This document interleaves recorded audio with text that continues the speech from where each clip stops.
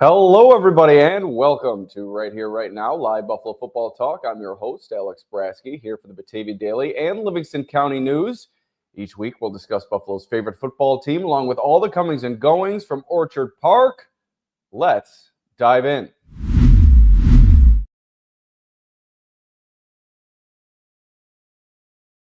All right, so we provided you a draft preview before the draft and now a draft review.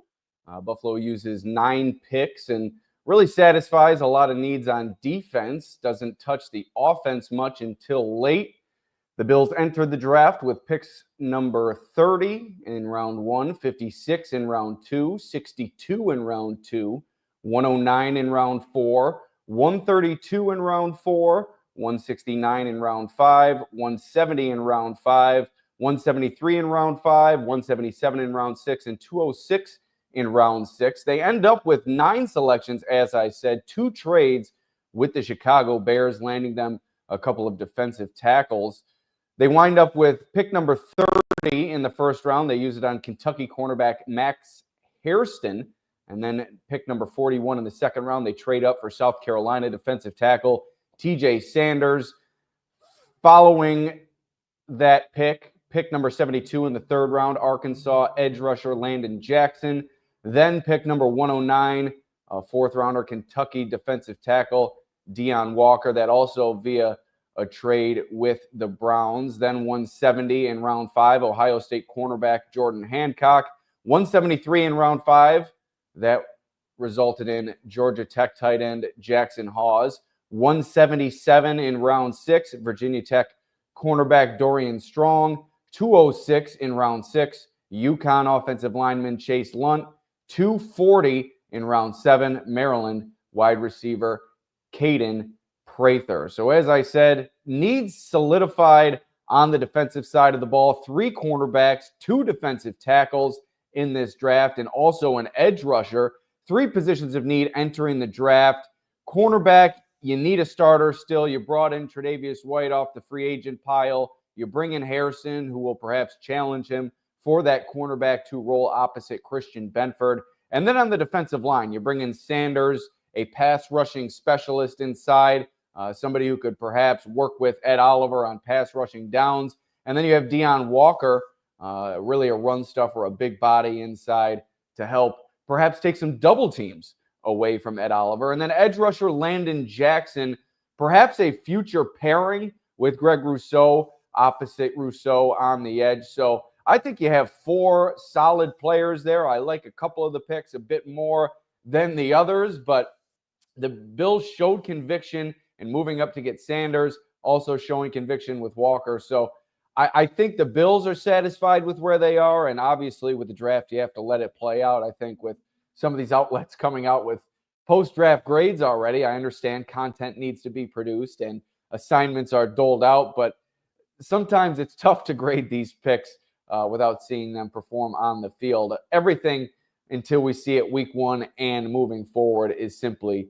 just a projection. But as I said, the top needs for the Bills entering the draft: cornerback, defensive tackle, and edge. The secondary needs that they had were really wide receiver, safety, and running back, if you ask me. They take the wide receiver in the 7th round. They don't take a safety or a running back. Malachi Starks, a safety, was projected to the Bills at pick number 30. Didn't quite get there. And I think the need at safety may have been a bit overblown, perhaps a smokescreen put out by Brandon Beane and company before the draft. But I just didn't see the need. You have Taylor Rapp, a quality player. He's missed a few games here or there, but nothing long-standing in terms of his injury history. And then a budding player in Cole Bishop, who I was impressed in spurts. I thought he really struggled in coverage. And I thought perhaps with the projections of Starks and maybe a couple other safeties meant that the Bills weren't as satisfied with what they saw from Bishop in year 1. But they don't go safety in this draft, and that really paves the way for Bishop to take that starting role and run with it opposite Taylor Rapp. And then you look at the running back position. The way the situation is with James Cook, although at every turn Brandon Beane has said how he's loves Jimbo and They're still in a good spot, and he's not sure if this is due to the contract situation, him not being at voluntary OTAs this past week. I think there's still a need at running back, considering that Bean and this front office have not given a second contract to a running back during their tenure. So I think Cook's time, whether it be him holding out preseason or after this season, I think his time in Buffalo is running short. So I wouldn't have been surprised if they went running back. They decide not to. Instead, they really hammer it home on the defensive side of the ball. And you heard Brandon Bean talk about that after the draft. We'll discuss that later on in this podcast. But as I said, 3 cornerbacks, 2 defensive tackles, an edge rusher. They also take a tight end, offensive lineman, and that wide receiver. The needs that they leave unsatisfied, as I said, safety and running back. And some were saying how they might need to keep an eye on linebacker with Matt Milano's time in Buffalo, perhaps running short, but they don't go linebacker either. Really double down at defensive tackle and triple down at cornerback. And I think that's an advisable move by Brandon Bean and company. You need help at those 2 positions so significantly. And although you'd like to get it right with your first-round pick and then your second-round pick in Sanders and Hairston, I think, like I said, doubling down and in the case of cornerback, tripling down gives yourself a better opportunity to come away with a hit with one of those picks. As we saw the Bills years ago, they draft Kyer Elam in the first round. Later, they draft Christian Benford. And boy, how has that worked out with Christian Benford when it didn't work out with Kyer Elam? So a bit of an insurance picks there, both at the cornerback position and defensive tackle. And really the theme for Bean and company in this draft were big men and athletic profiles. And Bean said it after the draft, big men allow you to compete. And I would say the same about athletic players, depending on the position. When in doubt, as Chris Trapasso said before the draft traits. And that's what the Bills did. They drafted big, sizable players up front on the defensive line. They drafted athletic players in the secondary with versatility. So really setting themselves up to be winners in this draft. And I think the early returns, as I mentioned, the grades are really tough to determine this early, but the early grades that I've seen have put the Bills in a relatively favorable light. So I think overall, if you were to ask me to grade this Bills draft class, I'd put it somewhere at a B to a B plus. I would have liked them to have gone wide receiver a bit earlier. I think Caden Prather, while he has some of the traits that the Bills are looking for in a wide receiver, I think waiting until the 7th round, you're really waiting for a lottery ticket to hit in that situation. I think rather than go 2 defensive tackles in their first 4 picks, I would have liked them to mix in a wide receiver there. But hey, like I said, time will tell how these picks work out, and you can't deny the Bills attacking their needs in this draft. So without further ado, why don't we get into it in terms of prospect by prospect, and we'll start with the Bills' first-round pick, Max Hairston, the cornerback out of Kentucky, number 30 in the first round, the fastest man at the NFL Combine, ran a 4.28 40-yard dash, stands 5'11", weighs 180, 190 pounds. He's capable in both zone and man, but that slight frame of about 180, 190 pounds leaves tackling a concern for Hairston. If you watch some of his tape, which I did briefly after the Bills pick at number 30, it doesn't seem like he shies away from contact, but as Brandon Bean mentioned in his post-first round comments, there are times where Hairston, as Bean termed it, gets big boyed sometimes just because he's smaller than the guys he's trying to tackle. Sometimes they're able to work their way through him and beyond him for some yards after catch or some run after contact. So I think with him perhaps putting on a bit of weight, I think may serve him well. Like he said in his comments on Zoom after he was selected, he's already up at about 190, 195, where he played at about 180 this past year. So I think if he's able to get in here, get with the Bills coaching staff, and with that said, strength and conditioning staff, put on some weight, put on some muscle, and maybe learn some tricks of the trade from his new teammate, Tre'Davious White, who he shares some of his measurements. Tre'Davious White is a similar player in terms of height and weight as Hairston, and we saw White elevate his game to an all-pro level status before the injuries really derailed his career. So perhaps he can spread some knowledge to the young Hairston. And the way I see this working out with those two in terms of that cornerback 2 position, I think I see White starting the year as the cornerback 2. I think, like I said, Hairston has the ability to transform into a starting caliber player sooner rather than later. But I think the tackling is going to be a concern, especially in the early going. That's something that the Bills coaching staff, the defensive coaching staff, asks of their defensive backs quite often. Taron Johnson has really proved physical in that regard. Christian Benford, that's one of his greatest traits along the outside. So I think maybe letting him slowly work into the position that's Hairston behind Tre'Davious White. I think that's the ideal situation for the Bills to begin the season, but I wouldn't put it past him. This is a quick player. This is something that's missing from the Bills' defense, that speed element, as Brandon Beane said in his first-round comments, that recovery speed that Hairston exhibits. And what was pointed out was the play that has spread on social media of Hairston chasing down Isaiah Bond, the Texas wide receiver, one of the fastest wide receivers, was expected to be one of the fastest wide receivers at the combine until he kind of disappointed in that regard. He got beat on what appeared to be a post route, but Hairston's speed allowed him to catch up on the play and break up the pass. So I think that is a play style that the Bills were missing with their cornerbacks this past year. Rasul Douglas, a heady player, a veteran. Christian Benford, physical, a tactician on the outside. But Hairston's speed is something that you need to match up with these top-level playoff teams, particularly the Kansas City Chiefs and speed demon Xavier Worthy, who we saw beat the Bills for a couple big games this past season. A few more things on Hairston. He's really got an infectious personality. If you watched on the draft, he was dapping up every first-round pick as they passed him by to go to the stage. He really seems to root for others, which I think is a great personality trait, something that a lot of people, including myself, struggle with at times. But Hairston seems to have figured that out at a young age, very mature in that regard. And also his family, really important to him. He says they go everywhere with him, and we saw that when he came to Buffalo. I think 5 or 6 members of his immediate family traveled with him. They were in the press room when he was giving his comments to the Buffalo media. So this is a family man, an infectious personality. He was alleged to have committed sexual assault during his collegiate days, but Brandon Beane was asked about that after the selection, and he said the Bills fully vetted their new first-round pick, and Hairston even volunteered to take a polygraph to prove his innocence. So the hope there is obviously you don't run into a similar situation as you ran into with Matt Araiza. I don't think it's as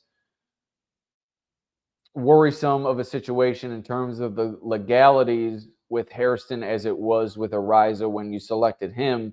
But obviously with these things, that's always a concern. But the Bills seem to have done their due diligence with Hairston, and they move forward with their new first-round pick.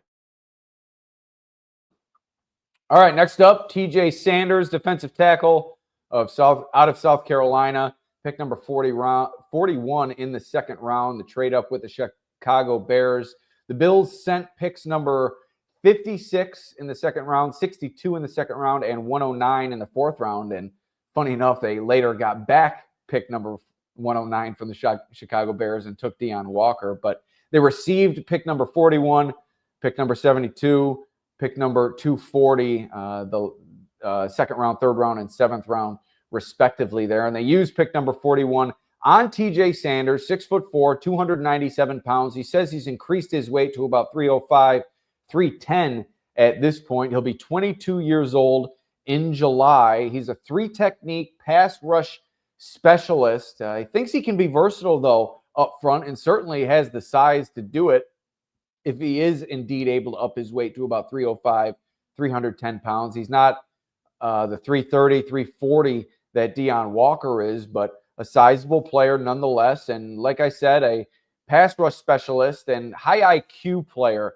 up front for the Bills. He's got a basketball background, and one of a few players that the Bills drafted with a basketball background. That speaks to the athleticism that the Bills were looking for in this draft. And he really feels it can help with his pass rushing ability, does TJ Sanders, in terms of that basketball background. With Larry Ogunjobi's suspension, the Bills needed bodies on the defensive tackle, and you have to commend their aggressive nature going up and getting TJ Sanders. I'm not sure he's my favorite pick of the Bills' 9 selections in the 2025 NFL draft, and I'll touch on that a little bit later, but he's the first of 2 defensive tackles added in the first 4 rounds, so also some conviction shown there to satisfy one of the team's most significant needs. They draft Deion Walker later. They were really desperate at the position last season. You see them bring in Quentin Jefferson, Jordan Phillips, really off the scrap heap mid-season, and both of those players played meaningful snaps for the Bills as the season progressed. So that showed their level of desperation entering the draft at the defensive tackle position. And I think the ceiling is much higher now with Sanders and Walker in tow. And before we move on, a funny moment with Sanders during, or I guess post media availability at One Bills Drive on Saturday. He was offered some pizza by Mookie Hawkins, my neighbor in the press box, and took full advantage after his time at the podium, and also got his mom some pizza. So this is a guy that thinks of others. And no, I'm just kidding. I'm not going to look too far into him going over and grabbing pizza. But he did grab the last of the pepperoni, which didn't sit very well with some in the media room at One Bills Drive. But hey, we'll give him a pass. We took the cheese. We were happy with it. We moved on, and we were fed very, very well at One Bills Drive. So really nothing to complain about there in terms of TJ Sanders enjoying a little pizza there in the Bills media room. But moving on, the next pick by the Bills, number 72 in the 3rd round, and they got this pick via that trade with Chicago that landed them Sanders. Landon Jackson, the edge rusher out of Arkansas, 22 years old, 6'6", 264 pounds. This isn't a player that has basketball background, but as Bean mentioned in his post-draft comments, it's like they drafted a basketball team. They'd be pretty good at the YMCA. Bean running point, getting it to Jackson, getting it to I think, was it Hairston with the basketball? No, another one of the cornerbacks has basketball background, but that'd certainly be interesting to see. Too bad it's not the old days where I bet some of these teams had some men's league softball teams, maybe some beer league basketball. I don't even know if that's a thing, but high energy player Landon Jackson. He broke down crying when the Bills took him. You heard it over the phone on the Bills social media. I think it's since been released in terms of the video of him breaking down on the NFL's Instagram page. And you could just feel the energy come through the Zoom press conference when we spoke with Jackson after his selection. He was a captain at Arkansas, so somebody who I think leads from the front. He's really active in the community, helps with alopecia, something that he deals with. So I think this is a player that really fits the Bills' DNA, and being mentioned as such, high character DNA for Landon Jackson. And the Bills were in communication with this guy early and often during the draft process. And I think this is someone who you thought that the Bills might take in the 1st, maybe 2nd round, but the Bills get him in the 3rd round. So I think this is great value for Landon Jackson, at least in terms of where he sat on the Bills draft board. So you bring him in, Greg Rousseau, AJ Epinesa, Joey Bosa, a group there that is joined by Jackson. And you also have Michael Hoyt, who's out for the first 6 weeks with a PED suspension. So you needed some help at this position. Epinesa, this could be his final year with the team. Bosa is only on a 1-year contract. Hoyt, not signed extremely long-term. So Jackson and Rousseau, I think the hope is for those two to become the team's pass rushing duo of the future. And that would put 2 really sizable players on the outside for the Bills defensive line. And once again, traits with Landon Jackson, 6'6", 264. Worked out very well at the scouting combine. And a lot of people thought that was going to catapult his draft status, an athletic freak. But It didn't, and the Bills were the benefactors of that, selecting him with pick number 72 in the 3rd round. Now, this is one of my favorite picks for the Bills. Maybe not my favorite of the Bills picks. I do have one that is a little bit more of a favorite. And like I said, we'll go through my favorite, my least favorite, and kind of a high upside pick that I have from the Bills draft lot. But I really like Deon Walker. I think his 2023 season, what he was able to produce for Kentucky, I think that speaks to more of the player that he is. 12.5 tackles for loss, 7.5 sacks in 2023. Dealt with a back injury during 2024 season, and he played through it, and he wasn't aware of the nature of the back injury, and it wasn't discovered that he had a pars defect in his back until the combine, and that's a fracture between 2 vertebrae in the back. It's an injury that typically takes up to 5 to 7 months to heal. That courtesy of Kyle Trimble, Dr. Kyle Trimble of Banged Up Bills. He tweeted that out after the selection of Walker. So I think you may need to take his 2024 performance with a grain of salt. 5 tackles for loss, 1.5 sacks, a far cry from his 2023 effort. And I think you chalk up that 2024 season to the back injury. Really wasn't able to get the bend that you like out of a player his size, standing 6'7", 330 pounds. Says he played at 345 last season, a 21-year-old moving into this year. So I think if you're able to get him healed up from that back injury, and that's something that Brandon Beane said the Bills are going to be focused on over the course of the next few months, and you might not see him participate fully in the OTA sessions, in training camp, but the goal for Walker is to be fully ready come week 1 and get on the field and make a difference for the Bills' defensive line. Like I said, a big body at potentially 345 pounds, something that Bills fans coveted in a potential run-stuffing defensive tackle, and something that the team seemed to need. He can move for a big guy. His pad level is a bit high, as was pointed out by Eric Turner of Cover One, some of the video clips that he posted.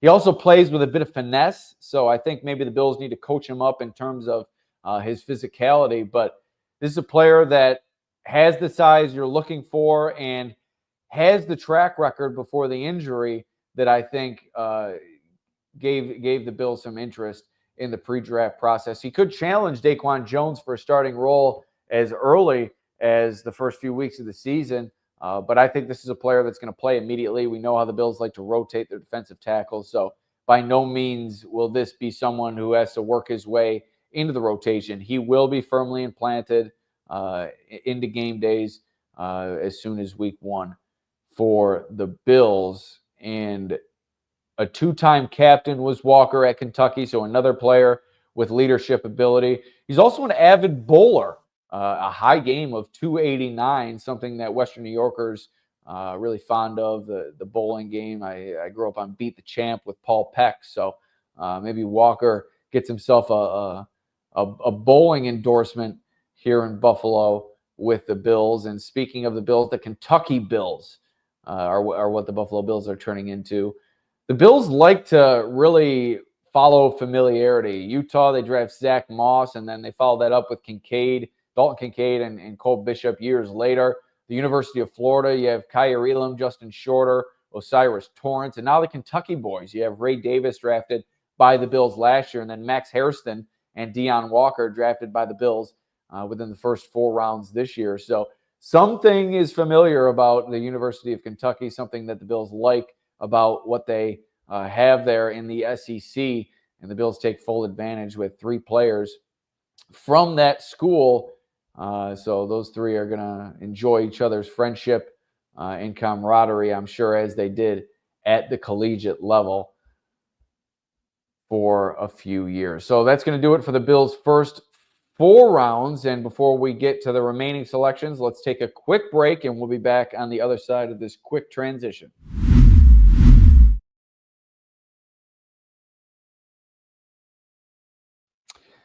All right, the final 1, 2, 3, 4, and 5 picks of the Bills' 2025 NFL draft. A couple of more cornerbacks, a tight end, an offensive lineman, and a wide receiver. And I split it up this way because I think the first 4 selections all have a chance to contribute right away for this team, while the last 5, I think, are going to have to work their way in outside of a potential special teams contribution in the early going in their careers. And we'll start with Jordan Hancock, the cornerback out of Ohio State. Pick number 170 in the 5th round. He'll be 22 years old this season, 6 foot, 195 pounds, a nickel or a safety per Brandon Beane. He played all 3 positions in terms of outside corner, nickel corner, and safety during his collegiate years, but seems to project better as a nickel or a safety per Brandon Beane. And his versatility is still there. He can play outside. Like I said, he did so in college, and I think he has the speed to do so. But I think physicality is something that the Bills like about his game. And he also has some special teams upside as well. I think a good comparison here, as Joe Marino of Locked On Bills alluded to on his most recent episode, similar to a Cam Lewis, a Saran Neal, where I think he'll have the chance to compete immediately for a role on special teams, whereas maybe over the course of his young career, he fits in on the defensive side of the ball as a reserve. We've seen Cam Lewis come up with a few solid performances, and before Saran Neal hit the road for Miami, he had a few solid performances with the Bills and was really a key piece in terms of what they had in their depth in the secondary over the past few years. 14 starts last year for Jordan Hancock for the national champion Buckeyes. 3 interceptions during his collegiate career, so not necessarily a ball hawk. He's a great athlete, though. 4.42 40 time, 41.5-inch vertical. Can really jump out of the gym, and he has a basketball background. It was his first love. Says that basketball, the skills that he learned on the hardwood translates to the gridiron in terms of tracking the ball and playmaking. And I think his leaping ability is something that he really took from the basketball court and has brought over to the football field. And I think will serve him well for the Bills. And I think that's it on Jordan Hancock. Another player with the same initials as Jordan Hancock, back-to-back JHs, Jackson Hawes, tight end out of Georgia Tech, pick number 173 in the 5th round, a transfer from Yale, an economics degree. Economics. I don't even know if I said that right. Sorry. When you talk this long by yourself, I'm on 27 minutes right now. You start to tune yourself out at times, and I think I did say it right, but I had to repeat myself there. Transfer from Yale, economics degree for Jackson Hawes. So this is a cerebral human being at the very least. 6'4", 253 pounds, 24 years old. So a mature player in terms of his age. Blocking tight end, perhaps the best blocking tight end at this level of the draft.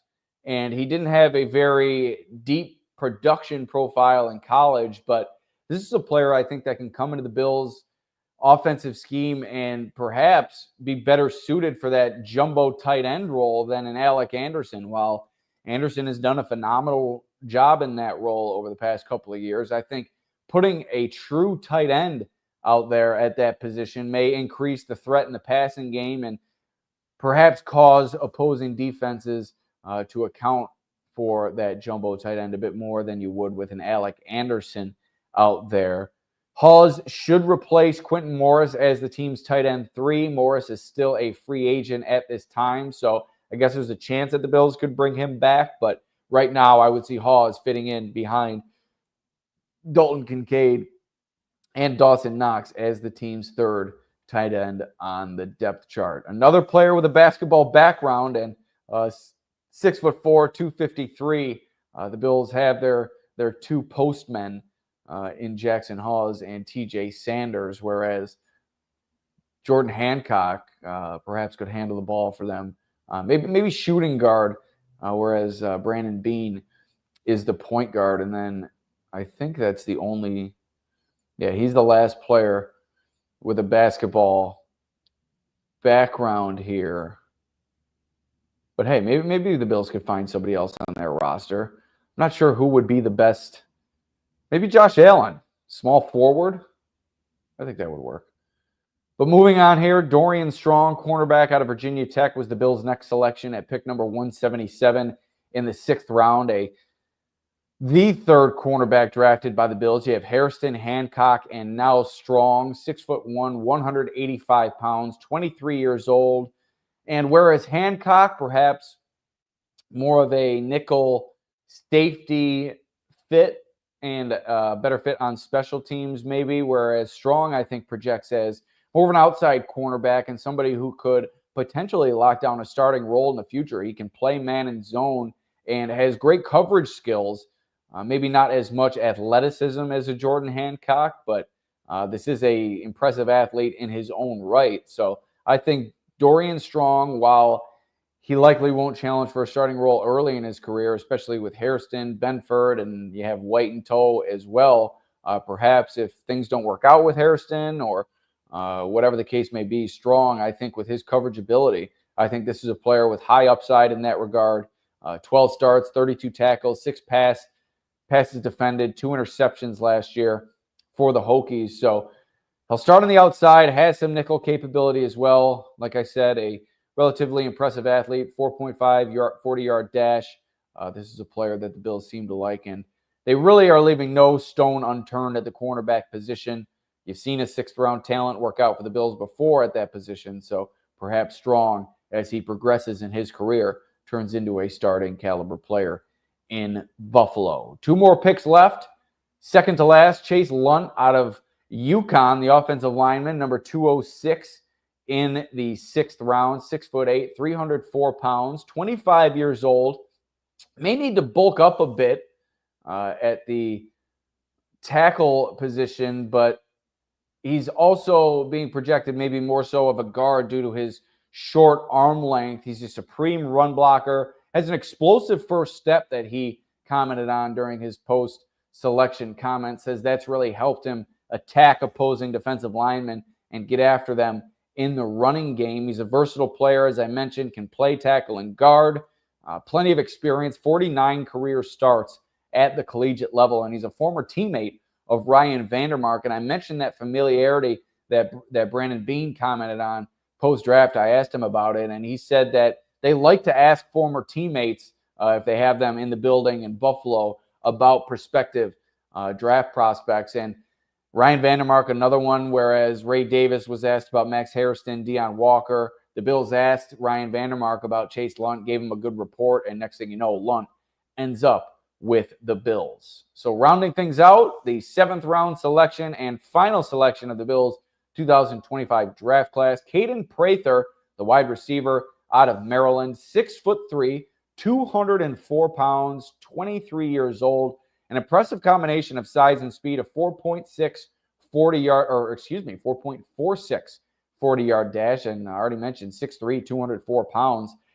He can separate down the field, and he can win on deep routes, but he struggles with his route running. He has struggled to finish some catches. He only had a 1% drop rate this past year in college, so I don't think that speaks to his catching ability, but he does have some struggles in terms of perhaps winning some contested catches with opposing defenders, but he does have that separation ability, which is something that the Bills have lacked within the past few years. 56 receptions, 624 yards, and 4 touchdowns for Maryland last year. So Prather comes in as a lottery ticket for the Bills in the 7th round. Like I said, I would have liked the Bills to have addressed this position a little bit earlier, but I like at the very least, the athletic profile that Prather carries with him. So maybe a player, like I said, with the 6th-round pick, Dorian Strong, maybe they get lucky with Caden Prather and he turns into something beyond his draft status. All right, so those are the 9 selections for the Bills in the 2025 draft class. And before we round out this episode with a few of my opinions, let us make another quick transition.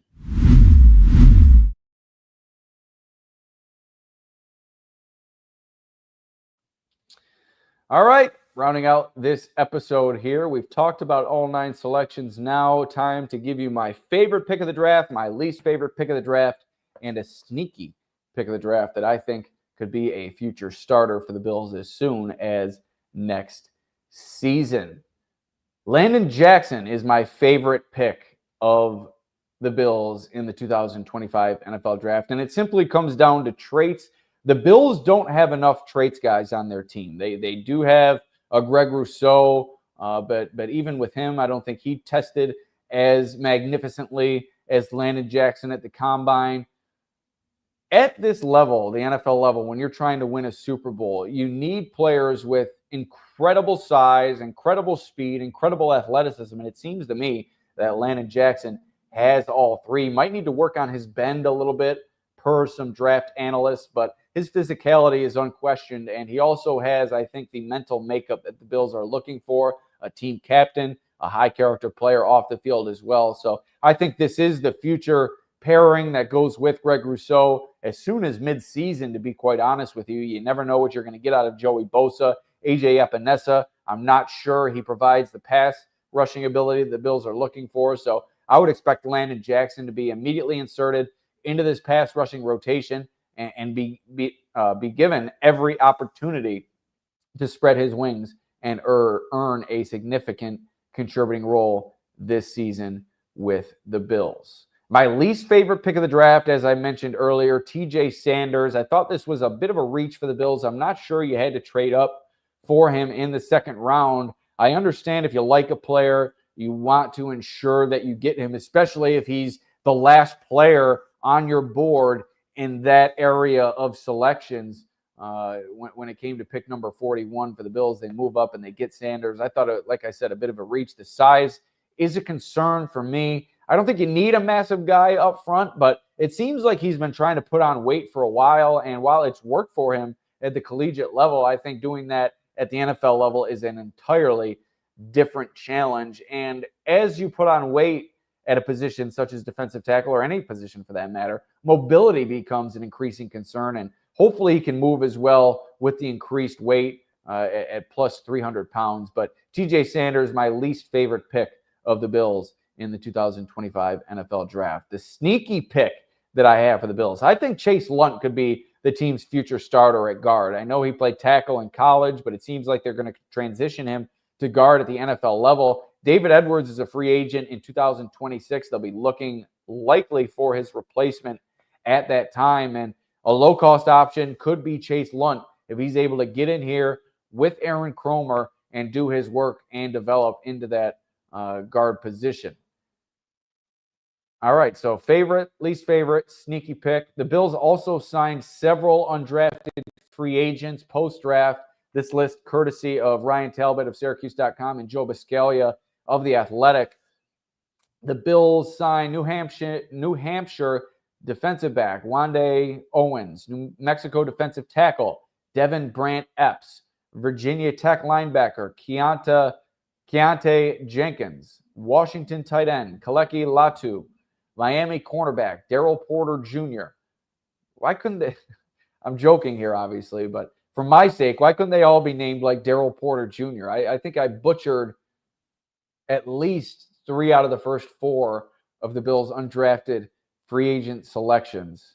Who knows? Maybe I got lucky. Also, Virginia Tech wide receiver Stephen Gosnell, Arkansas State offensive lineman Jacob Bayer, Mississippi State wide receiver Kelly Akarai, LSU defensive lineman Paris Shand, Baylor wide receiver Hal Presley, Montana edge Hayden Harris, and Cale guard Rush Reimer. Like I said, that list collected by Joe Buscaglia of The Athletic and Ryan Talbot of Syracuse.com.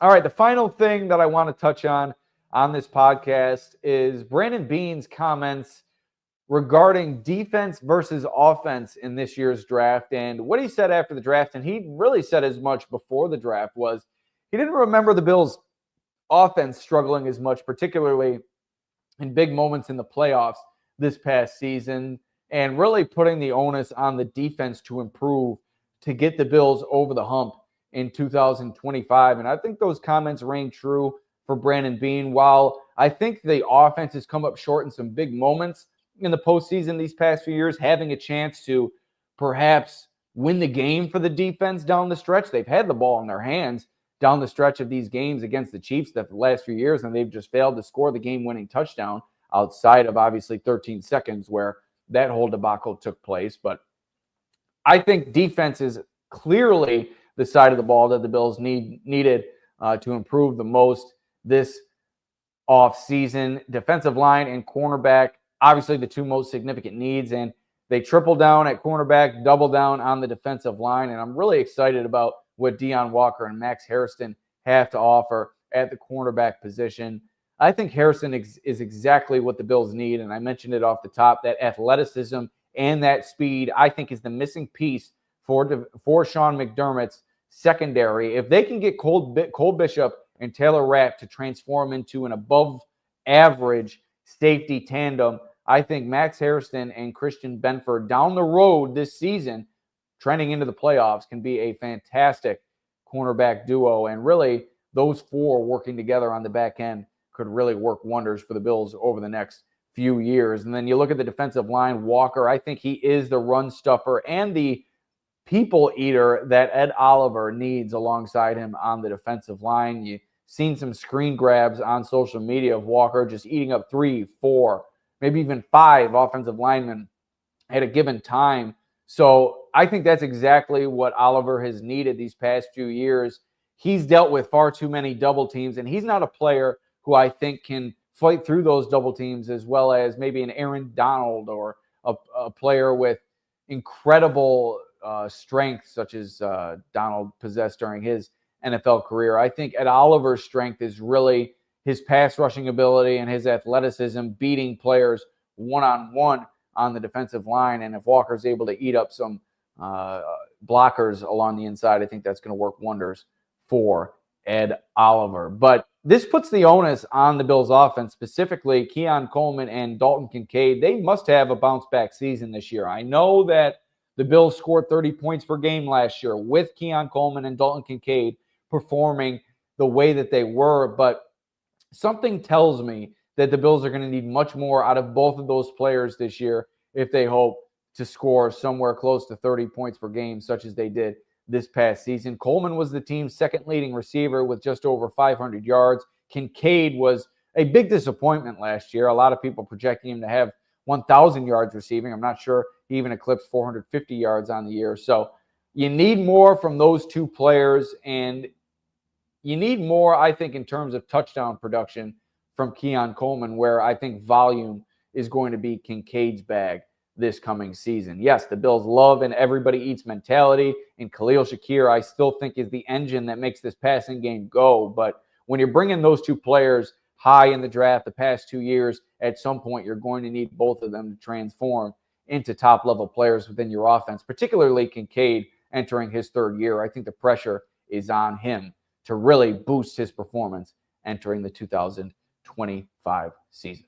All right, but that's going to do it for this podcast. Next up, rookie minicamp on May 9th. The schedule release on May 14th. So the NFL schedule never seems to end, and we'll have a lot of content for you on the dailynewsonline.com. Also, be sure to pick up a copy of Bills Digest, the post-draft issue, coming out next week.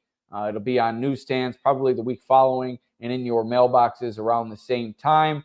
And then also right here, right now, we'll be continuing to churn out these podcasts whenever necessary. We appreciate you following along. But thank you for joining me. We'll see you next time